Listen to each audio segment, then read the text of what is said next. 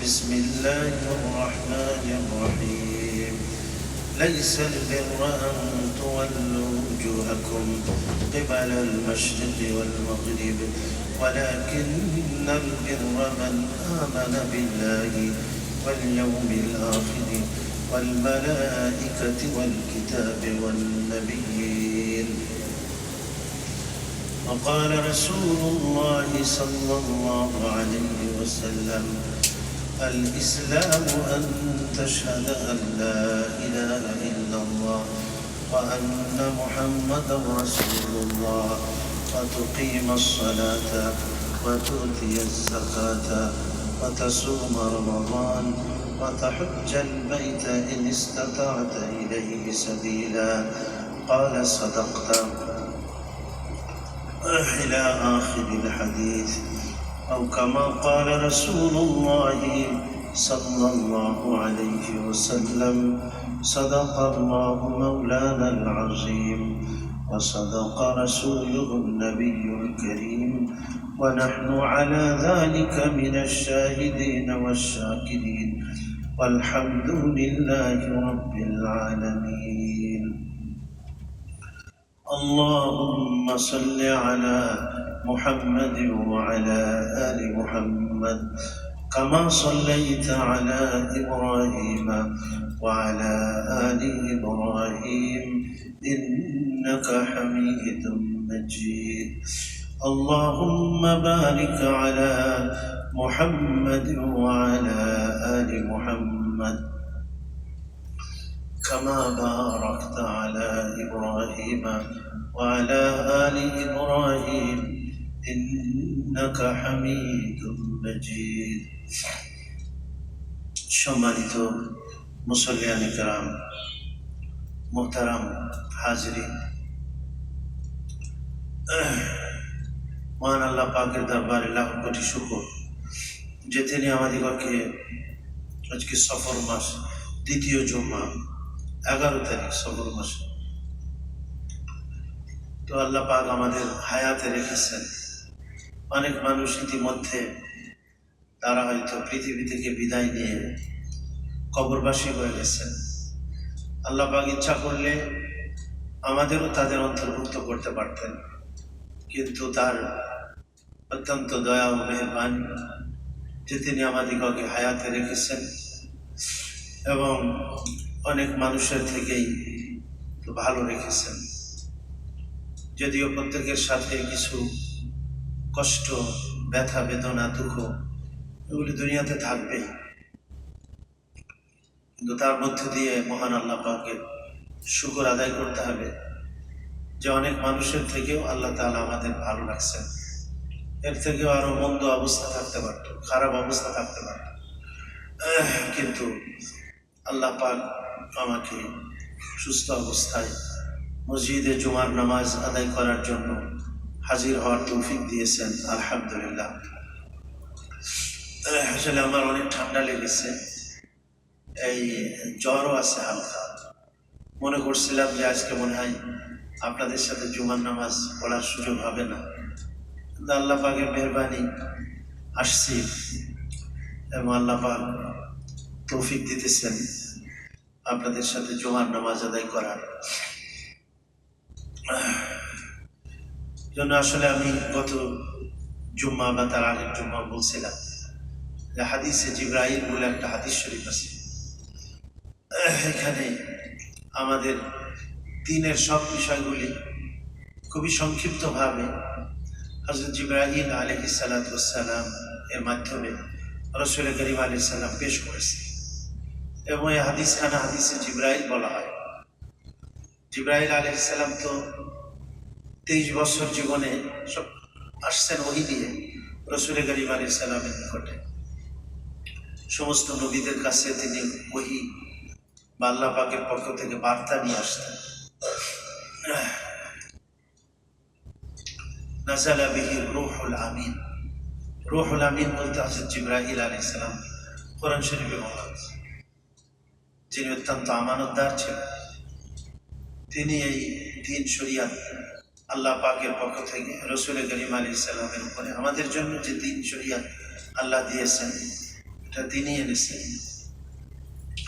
কিন্তু এই হাদিসটা বিশেষ করে হাদিসে জিবরাইল বলা হয়েছে যে হযরত জিবরাইল আলাইহিস সালাম মানুষের আকৃতিতে, একেবারে সাধারণ মানুষের, গ্রাম্য মানুষের আকৃতিতে তিনি রাসূল করিম আলাইহিস সালামের নিকটে আসছিলেন। যখন সাহাবায়ে কেরামকে অতিরিক্ত প্রশ্ন করতে মানা করা হয়েছে, লা তাসআলু আন আশিয়া ইন তুবদা লাকুম তাসুকুম, কোরআন শরীফে একটা আয়াত আছে যে তোমরা এমন বিষয় জিজ্ঞেস করবে না যে যদি ওটা তোমাদের জন্য প্রকাশ করে দেওয়া হয় বা স্পষ্ট করে দেওয়া হয় তাহলে তোমাদের কাছে সেটা খারাপ লাগবে। তেমন হজ ফরজ হইল, আল্লাহ তাআলা হজ করতে বলছেন।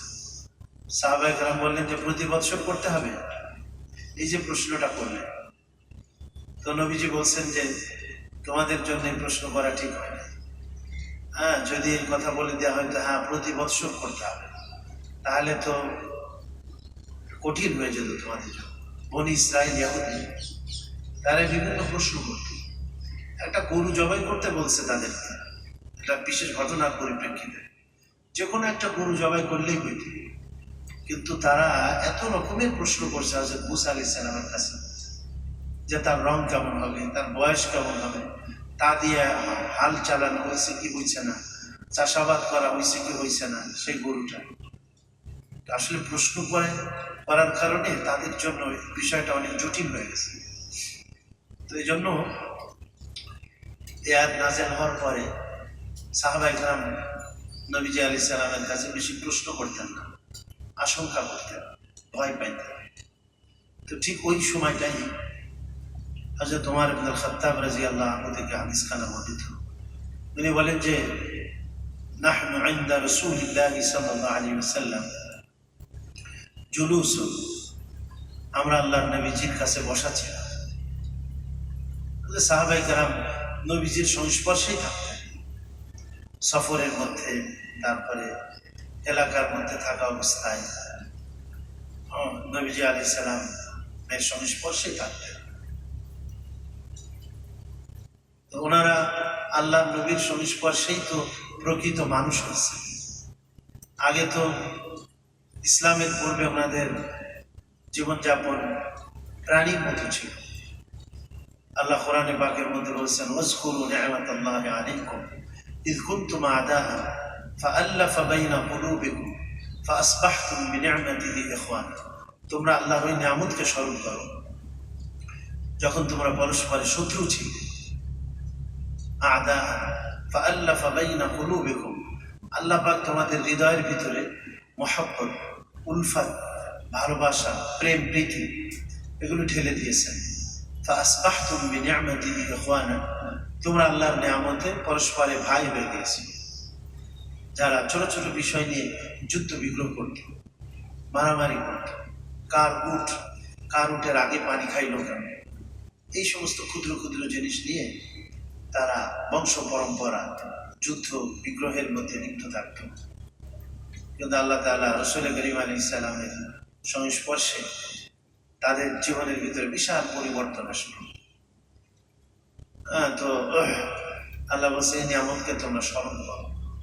আল্লাহর নবীকে পাঠিয়ে আমি কোরআনকে নাজিল করে তার মাধ্যমে এমন জীবন আদর্শ দিলাম যেগুলির মাধ্যমে তোমরা প্রকৃত মানুষ হয়েছ, প্রকৃত আল্লাহর বান্দা হয়েছ, ভাই ভাইয়ের রূপান্তরিত হয়েছ। ওয়া কুনতুম আলা শাফা হুফরাতিন মিনান নার, আল্লাহ বলছে জাহান্নামের কিনারায় পৌঁছে গিয়েছে। তাদের চিন্তা চেতনা, তাদের আকীদা বিশ্বাস, তাদের চাল চলন, আচার ব্যবহার এত নিকৃষ্টতম ছিল, যেটা ধারণার বাইরে, যার কারণে জাহিলিয়াতের যুগ বলা হয়, মূর্খতার যুগ, অন্ধকারাচ্ছন্ন জামানা বলা হয়। তোমরা জাহান্নামের কিনারায় পৌঁছে গিয়েছে। ফাআনকাযাকুম মিনহা, আল্লাহ পাক তার প্রিয় নবীজিকে পাঠিয়ে তার থেকে তোমাদের নাজাত ও মুক্তির ব্যবস্থা করবেন। রাসূল করিম আলাইহিস সালাম তাদের জীবনে বিশাল এক বিপ্লব নিয়ে আসছে, আকীদাগত দিক দিয়ে, তাদের আমল আখলাক, চরিত্র, আচার আচরণ সবকিছুর মধ্যে আদর্শ মানুষ হইবে। দুরফেশানি নে তেরে कतरों को दरिया कर दिया, दुर्फिशानी ने तेरे कतरों को दरिया कर दिया, दिल को रोशन कर दिया, आंखों को बीना कर दिया। जो न थे खुद राह पर गैरों के हादी बन गए, क्या नजर थी जिसने मुर्दों को मसीहा कर दिया। যারা এই ধরনের নিকৃষ্টতম মানুষ ছিল, কিন্তু রসুল করিম আলাইহিস সালামের সংস্পর্শে এসে তারা গোটা বিশ্বের মানুষের জন্য আদর্শ মানুষ হয়েছে। যে আল্লাহ পৃথিবীতেই তাদের জন্য ঘোষণা করেছেন, রাজিয়াল্লাহু আনহু, আমি আল্লাহ তোমাদের উপরে সন্তুষ্ট হয়ে গেছি। যেন সাহাবায়ে কেরামের মতো আল্লাহ নবীর যে আদর্শ তারা তাদের জীবনের মধ্যে নিয়ে আসছে, তাদের ব্যক্তিগত জীবনে, পারিবারিক, সামাজিক, রাষ্ট্রীয় জীবনে আল্লাহ পাক যে তাদের যে আদর্শ দিয়েছে, উসওয়া দিয়ে, লাকাদ কানা লাকুম ফি রাসূলিল্লাহি উসওয়াতুন হাসানাহ, নিশ্চয়ই আল্লাহ রাসূলের মধ্যে তোমাদের জন্য উত্তম নমুনা এবং উত্তম আদর্শ রয়েছে। আজকে আমরা জাতি হিসাবে যদি আল্লাহর নবীর সেই আদর্শকে ফলো করি, আমাদের আদর্শ না ইহুদি না খ্রিস্টান না অন্য কোনো জাতি, আমাদের আদর্শ একমাত্র হযরত মুহাম্মদ মুস্তাফা সাল্লাল্লাহু আলাইহি ওয়াসাল্লাম। আমাদের লেনদেন, আচার ব্যবহার, ব্যবসা বাণিজ্য, আমাদের রাজনীতি, রাষ্ট্র পরিচালনা, আমাদের ব্যক্তিগত কাজকর্ম, আমাদের আচার ব্যবহার, চাল চলন, লেবাস পোশাক, সব কিছুর মধ্যে হযরত মুহাম্মদ সাল্লাল্লাহু আলাইহি ওয়াসাল্লামের অনুকরণ, অনুসরণ যদি এসে যায়, তাহলে আমরা কিন্তু সফল কাম হব। আল্লাহ সাহাবায়ে কেরামের উপরে রাজি হয়ে গেছেন এবং এই কথা বলছেন, যারা সাহাবাদের মতো জিন্দেগি গঠন করবে, ওয়াল্লাযীনা তাবাউহুম বিইহসান, যারা ইখলাসের সাথে আল্লাহর রেজামন্দি ও সন্তুষ্টি অর্জনের জন্য সাহাবায়ে কেরামের পদক্ষেপকে অনুসরণ করবে, রাদিয়াল্লাহু আনহুম ওয়া রাদু আনহু, শুধু সাহাবায়ে কেরামের উপরে না, আল্লাহ তাদের উপরেও সন্তুষ্ট হয়ে যাবেন এবং তারাও আল্লাহর উপরে সন্তুষ্ট। وأعد لهم جنات تجري تحتها الأنهار خالدين فيها وذلك الفوز العظيم। আর এটাই হলো সবথেকে বড় সফলতা, যে আল্লাহ তাদেরকে জান্নাত দান করবেন, যার পাদদেশ দিয়ে নহরসমূহ প্রবাহিত হবে। আমরা একটা বিজয় অর্জন করলাম, নিশ্চয় আমাদের জন্য এটা বিজয়, আমাদের দেশের জন্য কল্যাণ, একটা পরিবর্তন আসছে, মাশাআল্লাহ। কিন্তু আমরা যদি এরপরে আল্লাহর যে নিয়ামত দিলেন, এই নিয়ামতের শুকরগুজারি যদি আমরা না করি, তাহলে কিন্তু আমরা আবার সে আগের দিকে চলে যাব। এই জন্য আল্লাহ যে নিয়ামত দিলেন, এই নিয়ামতের শুকরগুজারি করতে হবে, আল্লাহর থেকে আমাদের ধাবিত হতে হবে, আল্লাহর সাথে আমাদের সম্পর্ক সৃষ্টি করতে হবে। কেননা এই বিশ্বের সব কিছুর মানে আপনার কন্ট্রোল আল্লাহ পাকের কবজা করতে হবে। ওয়াসিআ কুরসিয়ুহুস সামাওয়াতি ওয়াল আরদ, আল্লাহ পাকের ক্ষমতা আসমান জমিন এ সব কিছুর উপরেই মহান আল্লাহ রাব্বুল আলামিনের ক্ষমতা। কাজে মানুষ হিসাবে, আল্লাহ সৃষ্টির সেরা প্রাণী হিসাবে, মানুষ হিসাবে আমাদেরকে আল্লাহর সাথেই কি করতে হবে, সম্পর্ক সৃষ্টি করতে হবে। আর রাসূল করিম আলাইহিস সালাম যাগুলি ওই হাদিসে বলতেছে, আমরা আল্লাহর নবীর সংস্পর্শে বসা ছিলাম। ইজতালা আলাইনা রাজুলুন, হঠাৎ করে আমাদের মধ্যে এক ব্যক্তি এলেন, শাদীদু বায়াজিস সিয়াব, যার কাপড় ছিল অত্যন্ত সাদা। এই যে আমরা কাপড়ের কাপড় অন্য কালার দিয়েও তো ব্যবহার করতে কোনো সমস্যা নেই। হজের মধ্যে আমরা কি বলে এহরামের কাপড় ব্যবহার করি, কেউ যদি অন্য কালার এহরামের কাপড় পরে তাতেও তো অত অসুবিধা নেই। কিন্তু উলামায়ে কেরাম বলছেন যে মৃত্যুর পরেও এবং জীবিত অবস্থা সাদা কাপড় হলো উত্তম। সাদা কাপড় কি উত্তম, অন্য কাপড় আমরা ব্যবহার করা যায় যাচ্ছে, কিন্তু সাদা কাপড় উত্তম। রাজুলুন শাদীদু বায়াদিস সিয়াব, যার কাপড় ছিল অত্যন্ত সাদা দপ্তর। আবার বলছেন এরপরে আসছে ওয়া শাদীদু বায়াজিস সিয়াব ওয়া শাদীদু সাওয়াদিশ শা'r, দাড়ি চুল একেবারে কালো কুচকুচে। এর থেকে উলামায়ে কেরাম বলছেন যে যৌবনকালে এলেম শিখতে গেলে যৌবনকালে শেখাটাই হলো উত্তম, যখন দাড়ি চুল সব কালো থাকে। তো উনিও আসছেন নবীজি আলাইহিস সালামের কাছে, ধবধবে সাদা কাপড় পরিহিত, আর ওনার চুল, হযরত ওমর রাদিয়াল্লাহু আনহু বলেন চুল একেবারে, চুল দাড়ি কালো মিচমিচে, শাদীদু সাওয়াদি শা'r। কিন্তু আজীব ব্যাপার, লা ইউরা আলাইহি আসারুস সাফার। হযরত ওমর রাদিয়াল্লাহু আনহু বর্ণনাকারী হাদিস খানা, উনি বলেন যে আল্লাহর নবীজির কি বলে ওই লোকটির উপরে কোনো সফরের চিহ্ন ছিল না, যে দূর দেশ থেকে সফর করে আসলে চুল এলোমেলো থাকে, কাপড় ময়লা থাকে। হয়তো উঠে, ওই সময় তো মানুষ উঠে সফর করত, ঘোড়াতে সফর করত। তো সফর করলে মানুষের কাপড়ও একটু অপরিচ্ছন্ন হয়ে যায়, ময়লা যুক্ত হয়ে যায়, আবার তার শরীরও একটু উস্কো খুস্কো হয়ে যায়, ধুলা মিশ্রিত হয়ে যায়। কিন্তু লোকটার মধ্যে সফরের কোনো চিহ্ন দেখা যাচ্ছিল না, যে দূর দূরান্ত থেকে সে সফর করে আসছে, এরকম কিছু না। লা ইউরা আলাইহি আসারুস সাফার ওয়া লা ইয়ারিফুহু মিন্না আহাদ। হযরত ওমর রাদিয়াল্লাহু আনহু বলেন যে ওই লোকটাকে আমাদের কেউ চেনে না, একটা অপরিচিত মানুষ এই ধরনের। হাত্তা জালাসা ইলা নবী সাল্লাল্লাহু আলাইহি ওয়াসাল্লাম, এমন কিছু লোকটি এসে রাসূল করিম আলাইহিস সালামের একেবারে নিকটে বসে। কিরকম নিকটে? ফাআসনাদা রুকবাতাইহি ইলা রুকবাতাইহি, তার এই হাঁটু দুইখানা আল্লাহর নবীর হাঁটুর সাথে মিলাই দিলেন। ফাআসনাদা রুকবাতাইহি ইলা রুকবাতাইহি ওয়া ওয়াদাআ কাফাইহি আলা ফাখিজাইহি, তার দুই হাত দুই রানের উপরে রাখলেন। আর এখানে উলামায়ে কেরাম বলছেন নিজের রানের উপরে রাখছেন, এটা হলো তালবে ইলমের শান। উস্তাদের সামনে আদবের সাথে আত্তাহিয়াতুস সূরাতে যেমন বসা হয়, যে দুই হাত নিজের রানের উপরে রেখে অত্যন্ত আদবের সাথে বসছেন। আল্লাহ সূরা হুজরাতের মধ্যে নবীর সামনে কেমন আদব করতে হবে এটা বয়ান করছেন। লা তারফাউ আসওয়াতাকুম ফাওকা সাওতিন নবী, নবীর আওয়াজের উপরে তোমাদের আওয়াজ যেন বলন্দ না হয়, উঁচু না হয়।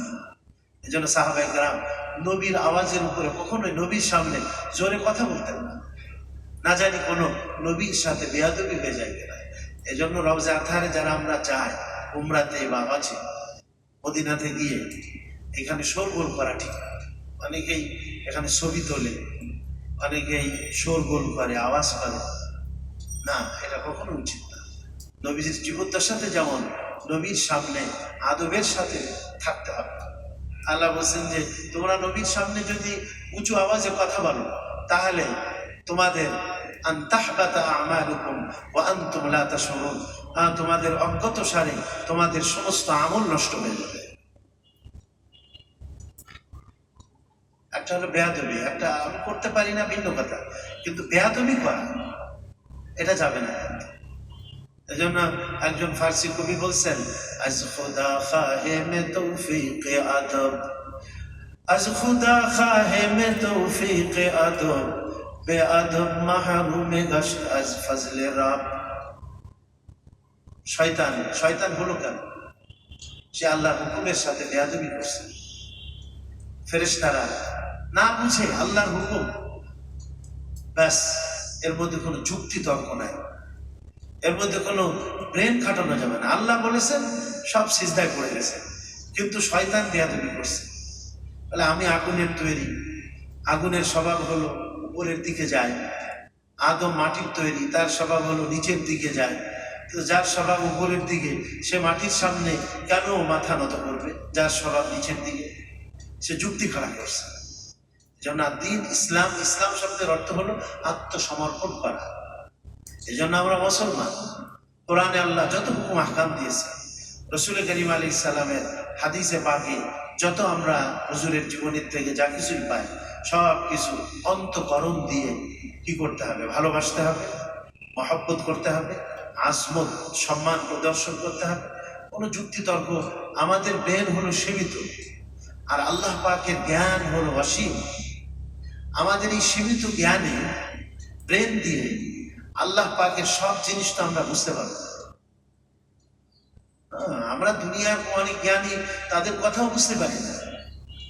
তো আল্লাহ মহান জ্ঞানী, সমস্ত জ্ঞানের যিনি কি বলে খাজানা যার কাছে, তার কথা আমরা কি করে মানে বুঝবো? অনেক সময় বোঝা যাবে না, কিন্তু আল্লাহর সামনে আত্মসমর্পণ করতে হবে। আল ইসলাম ফার্সিতে বলে, আমরা পড়ছি ছোটবেলায়, গরদান নেহাদান বাতাআত, আল্লাহর সামনে নিজের গর্দানকে ঝুঁকাই দেওয়া, এটার নাম হলো ইসলাম। তো যাক, আল্লাহ নবীর সামনে আদবের সাথে বসছেন উনি, আর নিজের দুই হাতখানা নিজের রানের উপরে রাখছেন। অথবা গ্রাম্য মানুষ যেভাবে করে, গ্রাম্য মানুষ সাধারণত সভ্যতা সংস্কৃতি এগুলির থেকে একটু তারা দূরে থাকে, জানে না বেশি একটা। যারা গ্রামে থাকে ওদের ভিতরে এলেম ও জ্ঞানের চর্চা খুব কম থাকে। নবীজির হাঁটুর উপরে দুই হাত দিয়ে একেবারে নবীজির দিকে ঝুঁকে বসে গেছে। কেউ কেউ এটাও বলছে যে ওয়াদা কাফাইহি আলা ফাকিজাইহি, যে নবীজির রানের উপরে দুই হাত রাখছেন, এটা হতে পারে। কিন্তু বেশিরভাগ উলামায়ে কেরাম বলছেন যে তার দুই রানের উপরে দুই হাত রেখেছেন উনি। তালবে ইলমের শান হলো মুরব্বীর সামনে ঠিক যেরকম সন্তানের জন্য পিতার সামনে এ ধরনের বসা উচিত। যেমন আমরা নামাজের মধ্যে আত্তাহিয়াতুর মধ্যে বসি, অকালা ইয়া মুহাম্মদ, এবং সে বলছে ইয়া মুহাম্মদ। আসলে এটাও যে গ্রাম্য মানুষ তারা আসলে নবীজিকে ইয়া মুহাম্মদ বলা তো আসলে ঠিক না, নাম ধরে ডাকা। কিন্তু গ্রাম্য মানুষ সে তো অত আদব কায়দা বোঝে না, তিনি তো ইয়া রাসূলুল্লাহ বলতে পারতেন। কি বলতে পারতেন? ইয়া রাসূলুল্লাহ। আসলেই তো নবীজির জীবদ্দশাতে আল্লাহ কোরআনে বলছে, হ্যাঁ, লা ইয়াকুনু দুআউকুম বাইনাকুম কাদওয়াই বা'যিকুম বা'যা, আল্লাহর নবীকে ডাকা তোমাদের যেন ওই রকমের না হয়, তোমরা নিজেরা যেমন একে অপরকে ডাকো নাম ধরে, এরকমের যেন না হয়। এজন্য আমরা ওখানে গিয়ে যে দুরূদ শরীফ পড়ি নবীজির উপরে, আসসালাতু ওয়াসসালামু আলাইকা ইয়া রাসূলুল্লাহ, আসসালাতু ওয়াসসালামু আলাইকা ইয়া হাবিব। কিন্তু ওটা তো কাছে, যে আল্লাহ রসুল আপনার উপরে শান্তি এবং সালামতি বর্ষিত হোক। ওখানে গিয়ে হুজুরের সামনে, কিন্তু আমরা তো দূরে, এখানে অনেকে এটা পড়ে, কিন্তু আসলে আল্লাহর নবী তো সব জায়গায় বিরাজমান না। সব জায়গায় বিরাজমান কে বলেন? আল্লাহ।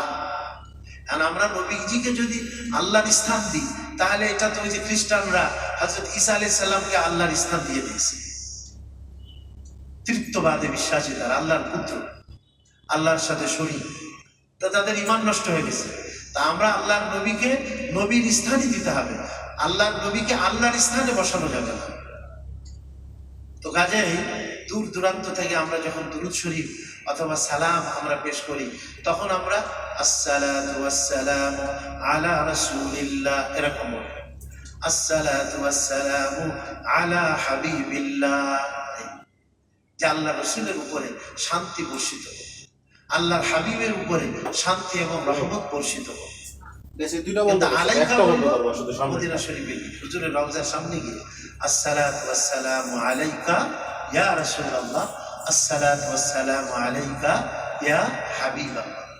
কা শব্দটা আরবিতে সম্বোধনের জন্য আসে, যিনি উপস্থিত সামনে তাকে কা শব্দ বলা হয়। কা মানে আপনি, আলাইকা মানে আপনাকে, আপনার উপরে শান্তি বর্ষিত হোক। যাক, তো রাসূল করিম আলাইহিস সালামের সামনে আদব করতে হবে। তো উনি ওরকম বসে ইয়া মুহাম্মদ বলছে, যেন উনি একেবারে গ্রাম্য মানুষ। ইয়া মুহাম্মদ আখবিরনি আনিল ইসলাম।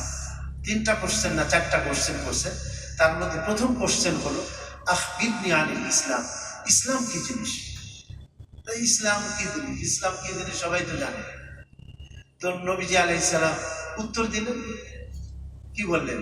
আনতাশহাদা আল্লা ইলাহা ইল্লাল্লাহ ওয়া আন্না মুহাম্মাদার রাসূলুল্লাহ, যে আপনি এই কথার সাক্ষ্য প্রদান করবেন যে আল্লাহ ছাড়া কোনো মাবুদ নেই, আর হযরত মুহাম্মদ সাল্লাল্লাহু আলাইহি ওয়াসাল্লাম আল্লাহ তাআলার রাসূল। সাক্ষ্য প্রদান করা দুই রকম। এখন অন্তর দিয়ে সাক্ষ্য প্রদান করতে হবে, বিশ্বাস যে আল্লাহ ছাড়া আমার আর কোনো মাবুদ নেই। কি বলেন, আছে নাকি? কাফের মুশরিকদের আল্লাহ কোরআনে বলছেন, তুমি ওয়ালা ইন সাআলতাহুম মান খালাকাস সামাওয়াতি ওয়াল আরদ, লা ইয়াকুলুনা আল্লাহ।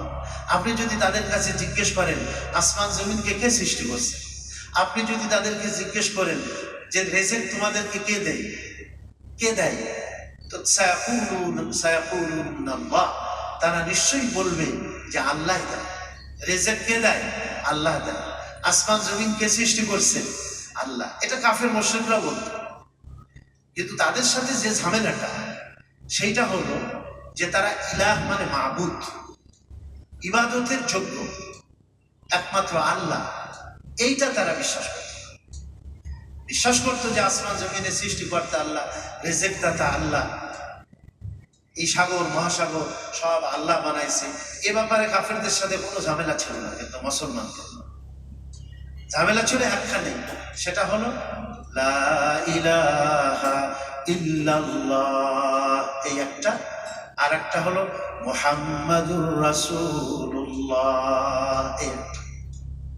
যে আল্লাহ ছাড়া কোনো মাবুদ নেই, ইবাদতের যোগ্য মূর্তি না, চন্দ্র সূর্য না, ইবাদতের যোগ্য আল্লাহর কোনো মাখলুক না, ইবাদতের যোগ্য একমাত্র কে বলেন? আল্লাহ। এজন্য কোনো মাজারের সামনে মাথা নত করা যাবে বলেন? কোনো ব্যক্তির সামনে, কোনো পীরের সামনে, সে আমার মুরব্বি পীর হোক, আল্লাহর নবীর সামনেও তো মাথা নত করা যাবে না। যাবে? এই মাথাটা কার সামনে নত করতে হবে? আল্লাহর সামনে। ইবাদত একমাত্র কার? আল্লাহ। এজন্য রুকু সিজদা বা রুকু সিজদার সাথে সাদৃশ্য পোষণ করা, এটা কোনো গায়রুল্লাহর সামনে এটা জায়েজ না। একমাত্র আল্লাহ, তিনি হচ্ছেন আমাদের ইবাদত পাওয়ার যোগ্য একমাত্র কে? আল্লাহ। এটাকে বলা হয় আনতাশহাদা আল্লাহ ইলাহা। যেমন আকিদা ও বিশ্বাসের দিক দিয়ে থাকবে, ঠিক তেমনি জবান দ্বারা ইকরারও করতে হবে। একজন খুব বিশ্বাস রাখে, হুজুরের চাচা আবু তালেব বিশ্বাস করত মুহাম্মদ সাল্লাল্লাহু আলাইহি ওয়াসাল্লাম আল্লাহর নবী, আল আমিন, সত্যবাদী, এ কথা তার অন্তরের বিশ্বাস ছিল। কিন্তু সে ইকরার করে না, জবান দ্বারা কি করে নাই? সে স্বীকার করে নাই। এজন্য সে মুসলমান না। এজন্য অন্তরের তাসদীক বিল জানান, অর্থাৎ অন্তর দিয়ে বিশ্বাসও করতে হবে, সাথে সাথে জবান দিয়ে ইকরার বিল লিসান, তার মানে জবান দিয়ে ইকরার ও স্বীকারোক্তিও প্রকাশ করতে হবে যে আমার মাবুদ একমাত্র কে? আল্লাহ। এই দুইটা জিনিস জন্য। আর সাথে আল আমল বিল আরকান বলে, আমল যেন এই কালেমার মতো হয়। আমরা কালেমা শাহাদাত পড়ি না, আশহাদু আল্লা ইলাহা ইল্লাল্লাহ ওয়া আশহাদু আন্না মুহাম্মাদান আবদুহু ওয়া রাসূলুহু, যে আমি সাক্ষ্য দিতেছি আল্লাহ ছাড়া আমার আর কোনো মাবুদ নেই, আর হযরত মুহাম্মদ মুস্তাফা সাল্লাল্লাহু আলাইহি ওয়াসাল্লাম আমার রাসূল।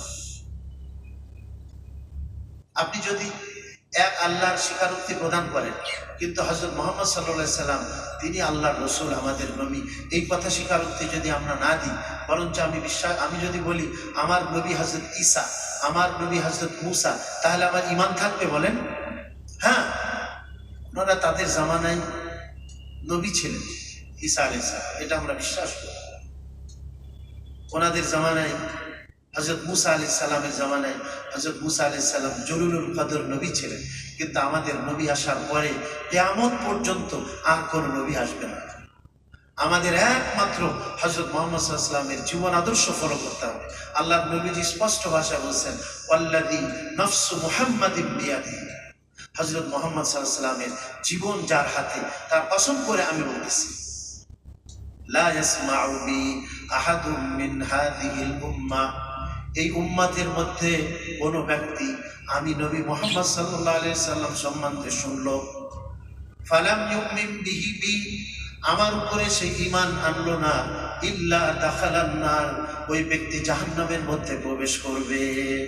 কাজে আমাদের নবীজি মুসলমানের জন্য, ইহুদিদের জন্য, খ্রিস্টানদের জন্য, গোটা পৃথিবীবাসীর জন্য।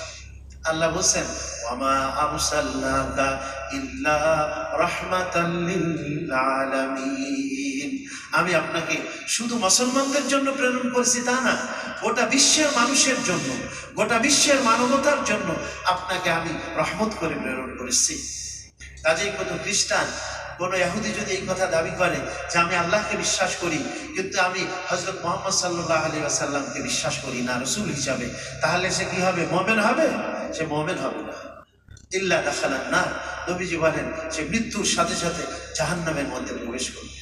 কাজে ইসলামই একমাত্র সার্বজনীন ধর্ম, সার্বজনীন ধর্ম ইসলামই একমাত্র।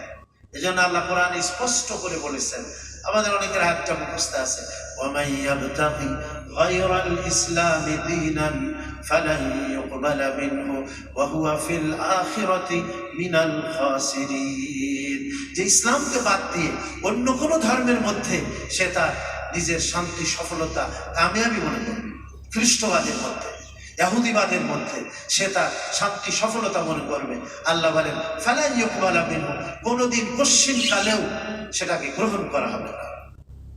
ইন্নাদ-দীনা ইনদাল্লাহিল ইসলাম, প্রকৃত দ্বীন হলো ওইটাই যেটা আমি আমার প্রিয় নবী হযরত মুহাম্মদ সাল্লাল্লাহু আলাইহি ওয়াসাল্লামকে প্রদান করেছি। আমি বলি না যে মাগরিবের নামাজের বাদে, ফজরের নামাজের বাদে ৩ বার করে আমরা এই দোয়াটা কেন পড়ি? রাদিতু বিল্লাহি রাব্বা, বলেন যে আল্লাহর উপরে আমি সন্তুষ্ট, যে আল্লাহ আমার রব। আল্লাহ আমার কি? রব। এটা দুনিয়াতেও রব হিসাবে মানতে হবে, আর কবরে যাওয়ার সাথে সাথে তো প্রশ্ন হবে মার রব্বুকা, তোমার রব কি?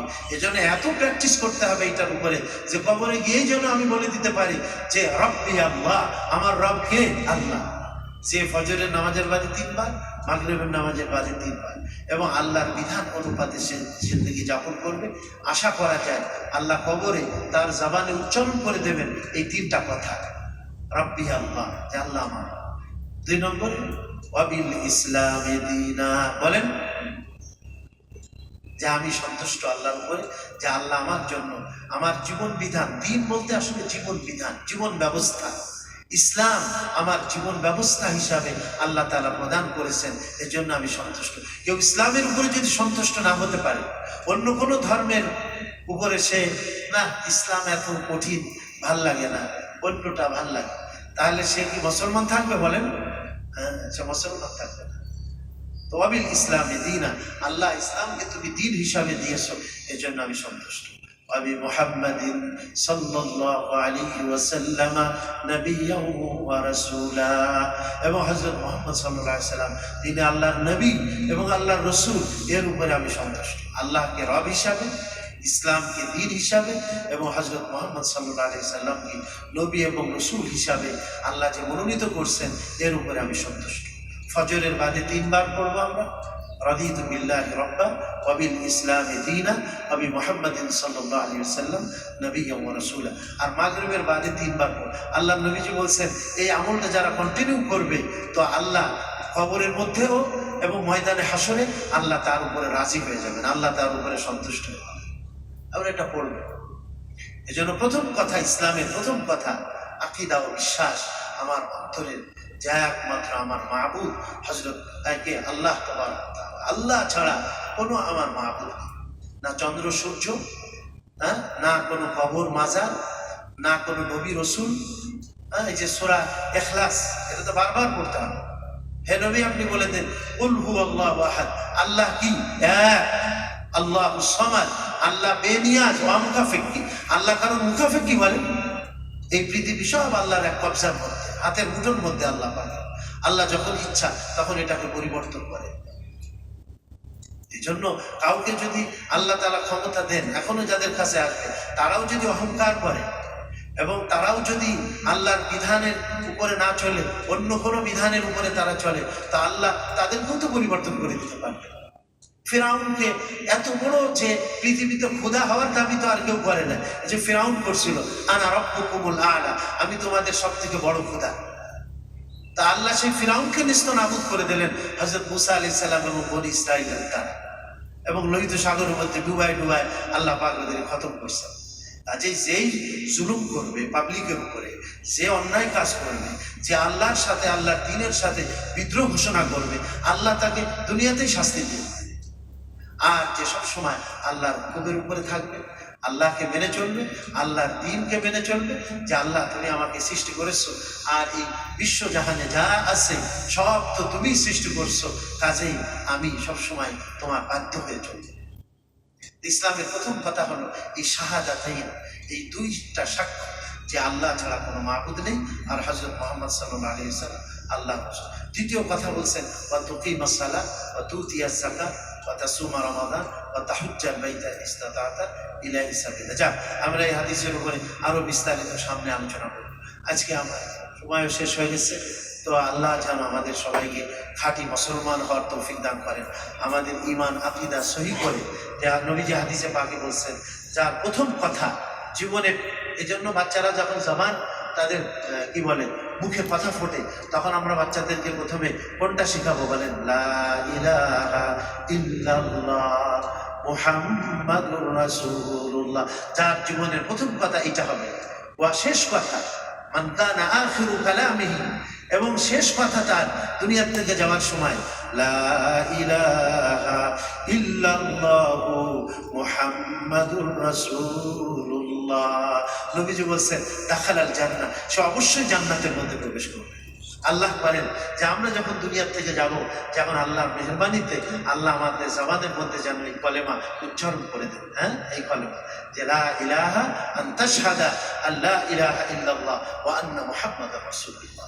আল্লাহ আমাদের সবাইকে তৌফিক দান করেন। আজকে এ পর্যন্ত বললাম।